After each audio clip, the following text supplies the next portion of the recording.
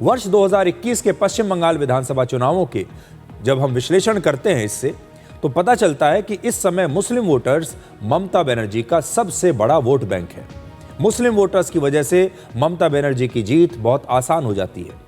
अब आप पश्चिम बंगाल के सबसे ज्यादा मुस्लिम आबादी वाले 6 जिलों के पिछले चुनाव नतीजे देखिए।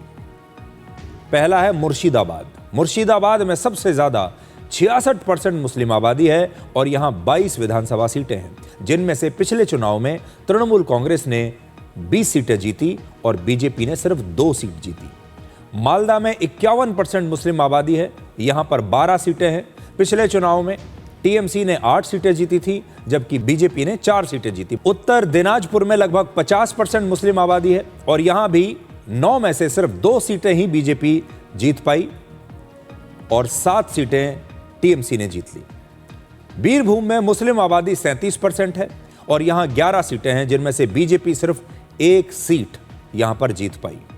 दक्षिण 24 परगना पश्चिम बंगाल का एक बड़ा जिला है, जहां 31 सीटें हैं और पिछले चुनाव में बीजेपी यहां एक भी सीट नहीं जीत पाई थी, 0। और तब अगर आप देखें तो टीएमसी ने 30 सीटें जीती थी। एक और मुस्लिम आबादी वाला जिला है नादिया।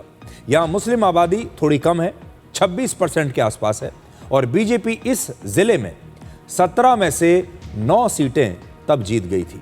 पश्चिम बंगाल की 294 विधानसभा सीटों में से 102 सीटें इन्हीं 6 जिलों में आती है।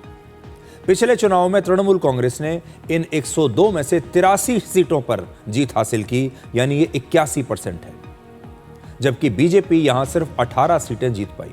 इस बार हो सकता है कि मुस्लिम बाहुल मुर्शिदाबाद में नतीजे थोड़े चौंकाने वाले हों, क्योंकि मुर्शिदाबाद जिले में ही हुमायूं कबीर ने अब एक अलग बाबरी मस्जिद बनाने की घोषणा की थी।